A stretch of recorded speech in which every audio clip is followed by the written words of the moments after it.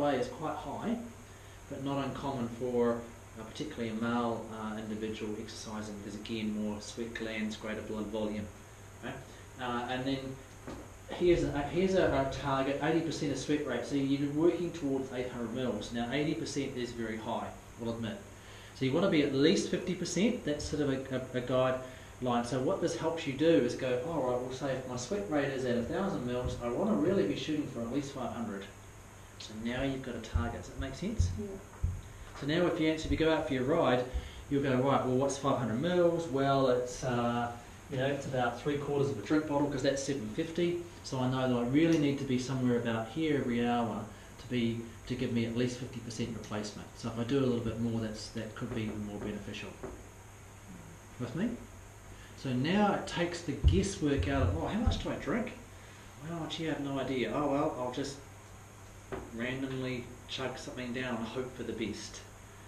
So now what we do, guys, in any scenario, we are thinking about, with our nutrition, let's not hope for the best, let's make sure we have some idea so we can plan and give our body the best chance of doing well with whatever activity we're up to. Cool? Makes sense? So when you, another little thing, when you do your weight before and after, strip down, not the full Monty. Okay, you can keep some clothes on, but because of course if you've got your shirt and you don't take it off, then the sweat gets caught up in that, and that will obviously affect your weighing. So just take your shirt, your shoes and socks off, minimal clothing, and then do the same after. Cool. So let's have a look at the 3 phases, eh? Let's turn over the page now. Let's go to page 17. So I want to help you understand now how we manage our workout days. So our non-workout days are ideally now, well, perhaps not straightforward, okay, but they're a little easier because we know that without exercise we just, you right, Jolene? Yeah, sorry, I'm in the middle of getting a coffee and listening to you at the same time. Oh, I see, that's okay, yeah, that's right. So I just felt like you were a little bit uncomfortable, but... Yeah. And then caffeine... Well, no, the question that you raised with my head was making me uncomfortable. Yeah, right, yeah, it's like...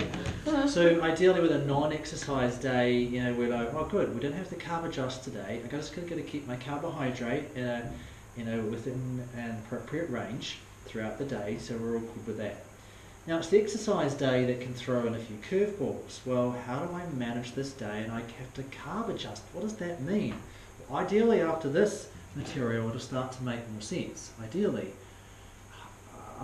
and rather than confuse you, which I guess more information can sometimes do, but we want to break it up, we want to make it manageable. Has anyone here heard of the term periodizing before?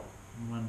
Rachel talked about with that interview. Periodizing is breaking things up into more manageable chunks. Now most of you have probably done that at some point, with whether in the work that you do, or you break up the year into segments. You probably do that with, I don't know, well obviously we're all familiar with that in the schooling system, educational system which we've been through. You have certain terms, you break the year up.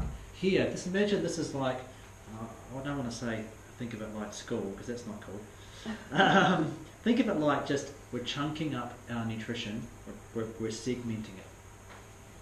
3 phases: the workout phase, the acute recovery, and the maintenance phase. So this is one day. So we have our workout, which is obviously what we do during exercise and immediately before. The acute recovery up to 3 hours after, and then the maintenance phase is everything else until the next workout. Now that maybe I'm going for a couple of days, depending on how your workout plan is scheduled. This is how it looks. For the visuals, if you don't like text, this hopefully will work better for you. Anyone here work out in the morning? Not that early though. No, that's okay. It doesn't have to be. By the way, this is just an example. It doesn't have to be that, so that's great. The early morning workout people is great. And by the way, there's no ideal time. I prefer to work out in the morning, but at the moment my schedule really only permits lunchtime workouts, except at the weekend. I get an early morning cycle ride for about an hour and a half.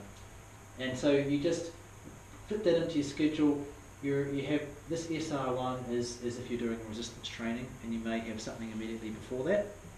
And then you do your workout. Now during that you may have some nutrition as well, something in the way of a glucose or a protein beverage, or it may just be water during your workout. We'll look at that coming up. And then when you finish, there's a very, very clear line in the sand. Right here, that ends one phase, and you start the acute recovery phase. Right. Now that goes on for about 3 hours. What, so you're eating for 3 hours? Not yet, you are eating in that time. Right. But why I say 3 hours is that's the time when the muscle now, when you've worked it out. So we go back to that diagram, when you've worked your muscle, your muscles, and you've used carbohydrate, in the 3 hours after that, the muscle is really receptive to recovering. Think of it like this, guys. Get a sponge, okay? Squeeze the sponge out, okay? That's the workout. Let the sponge go, and what's it doing? Drawing everything back up. So that, just imagine there's a sponge and it's drawing things back up, and that's taking 3 hours. Now this is not precise. It's not like, I'm not expecting you to time it.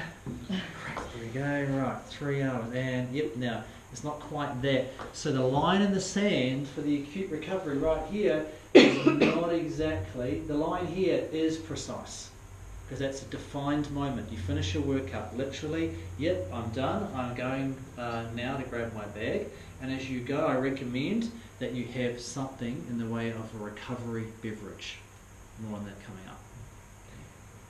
It's already prepared, because that's what we do, right? That's how we roll. We think ahead, we're planned, and we're like, cool. If I'm going, I mean, here's what one PT said to me once. Greg Mawson, he's a natural bodybuilder, very good at his craft, and he very much an advocate of recovery nutrition. And he said, you know what, Nick, he said, when I train clients, if they don't come prepared with their recovery drink, protein shake, I send them home. It's no point in training. Why train them when they're not going to be able to recover? So I just say, sessions off. I'm like, wow, that's hardcore. He said, yeah, that's how it is. Now I'm not suggesting, and again for Rachel here, I'm not suggesting that Rachel does that. You know, for you guys, that's pretty bold. But the point is this: that recovery is important. It really is. Yeah. I think it's I really want you guys to take that on. Sorry, is that after any length, like what length of exercise are we talking? Because I like to go for a run in the morning, but I'm not going running for an hour because I don't have time. No. It's about half an hour, 20 minutes, half an hour. Yes. So that's a really good point, and that one definitely needs to be clarified. It does depend on the nature of the exercise.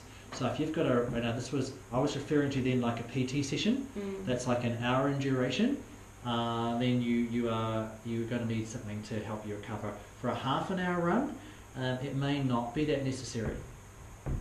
Yeah, so like if I got home after that and had breakfast, that would be...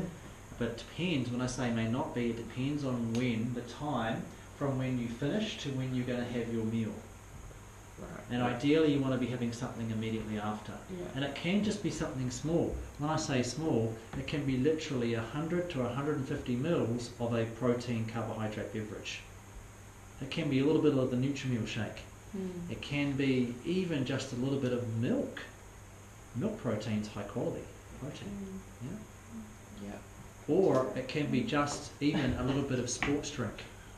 There's no protein in there, but at least there's carbohydrate and electrolytes. Just something small to help you start to immediately recover. Yeah. All right. So let's have a look now a bit further. Let's look at the workout phase. Okay. So this is when you're really your muscles, of course, are under the greatest stress, and there's the greatest amount of energy being expended.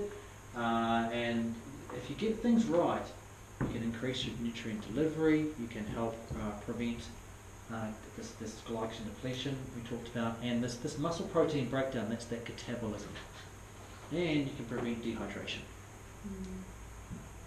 So here's an interesting one. Now this one has caused, over the years I've delivered this material, a number of very disturbed looks on people's faces and a lot of confusion, particularly because this type of pre-exercise feeding that most people adopt has been going on for some time, and they think it's the only way to go. Right? So hopefully you guys are not going to be too shocked by this here, but basically here's the message.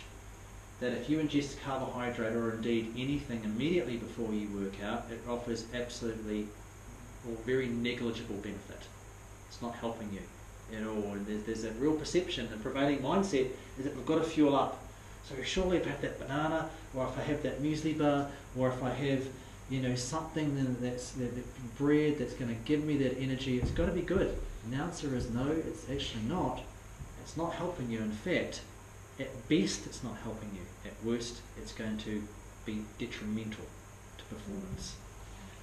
Here's the caveat though, because there's always caveats, right? There's always a hang on, yeah? Caveat's this. For females, here, there may be some benefit for a small dose of carbohydrate before to help blood glucose, to help give your brain a little more glucose so that you can get through your workout more effectively. Ah, so that's my problem. Your brain. It's not working when I'm trying to work out. Yeah. So, like my wife, when she was running, no longer running now, unfortunately, through a hip injury, but yeah, which has been a bit of a battle for her. But she still rides and swims, which is great, and does some gym work. But basically, without like a little bit, she would need typically around 150, 200 mils, so just shy of a glass of sports drink. And with that, her run would be fine. Without it, about 20 minutes in, and there'd be a crash. And the crash, anyone experienced that, by the way? When you're working out and you've just gone, whoa, and you've gone a bit, I can have a better word, but you just don't feel good. That's blood glucose. And it's just taking a dive. That can happen. So if that is going on for you, then, or you know if someone is having trouble, just a little bit of glucose before can remedy it. Right? I just need something to get me just there to the gym. Right.